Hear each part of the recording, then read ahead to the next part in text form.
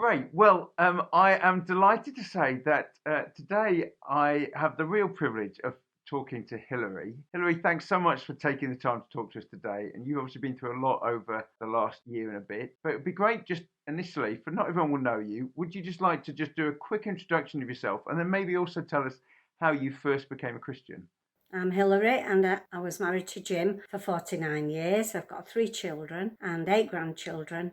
I became a Christian in 1976 and it was 4 years earlier. I'd met a girl, I was having my first child, and I met a girl called Christine, and she was a Christian. Well, she still is. And yeah, she used to talk about Jesus all the time, and I used to think, oh, bit of a holy Joe, and things like that. But a few years later, she asked me to a film at her church, and it was I won't go into all it was, but at the end, it was about having a relationship with Jesus.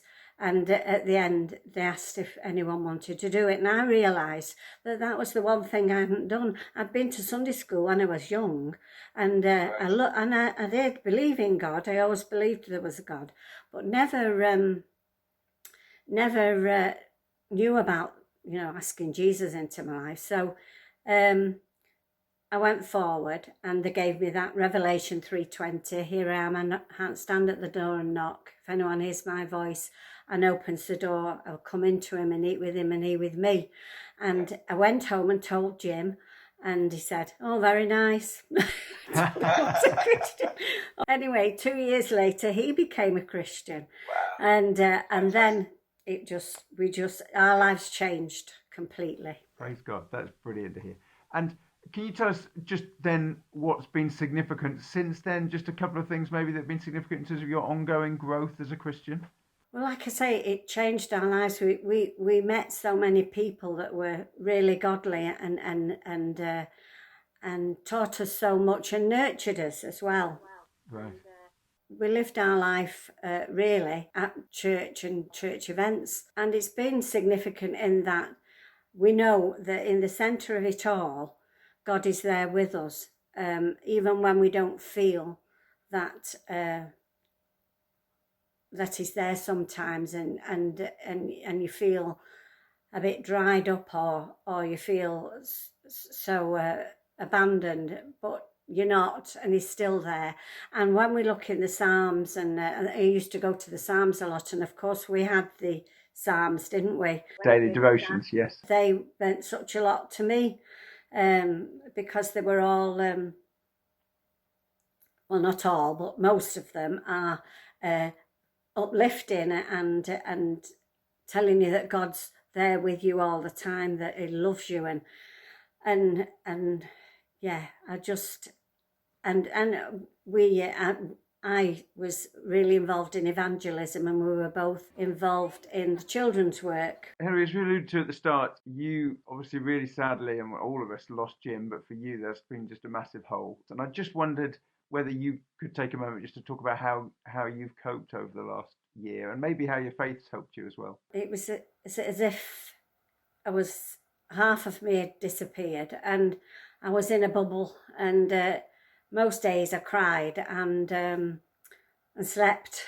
I just felt such a loss, really. You see, the children were there as well, so that was amazing, because Charlie, George and Ellie really helped me through, and Phil and Jane. But because there's always something going on with children, isn't there? And and they want you to play and do this, that and the other. And, it just, that helped me in lots of ways. When I wasn't feeling too bad, those kind of things helped me. And also the prayers that I knew people were saying for me, the prayers that my life group said for me when it was the funeral. They did prayers, and they did played a song that Jim loved. And Rachel especially, Rachel uses met me over the year, in the park, and we've been for a coffee. We went to town one day when you could do, and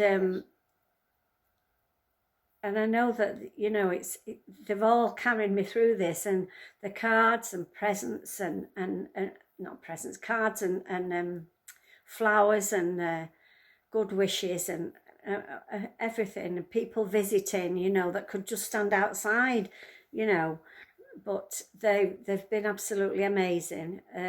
Isaiah 40 verse 11, I think it is, says he tends his flock like a shepherd. He gathers the lambs in his arms and carries them next to his heart and leads those with young. And that's how I felt, that God had carried me right through this, through the prayers of all of you and the prayers and of my family, and Jane and Phil and Charlie, George and Ellie have been amazing. Matthew, Tracy, Thomas and Emily. Matthew did lots for us at the beginning, you know, and sorted everything out. And Howard's in Seville, so he wasn't part of any of it, and he's yearning for us to go over and see him just for a weekend, so he can have a hug, I think. And Wow. yeah, the Christians that go the extra mile every time, and they came to the funeral. Obviously, you know, it's not easy for anyone, and I know what a huge hole and how precious Jim was, and so, but that in the midst of that, just your own personal relationship with Jesus, your own immediate family and your church family have helped you to walk through some of this and are continuing to do that, and that's amazing to hear. And it's a real thrill every time I see you. I just think you exude something of the life and love of Jesus, and very evident that he's real in you, and it's been lovely to see that, and we really appreciate it. So thank you so much for sharing today, Hilary. Thank you. Thank you.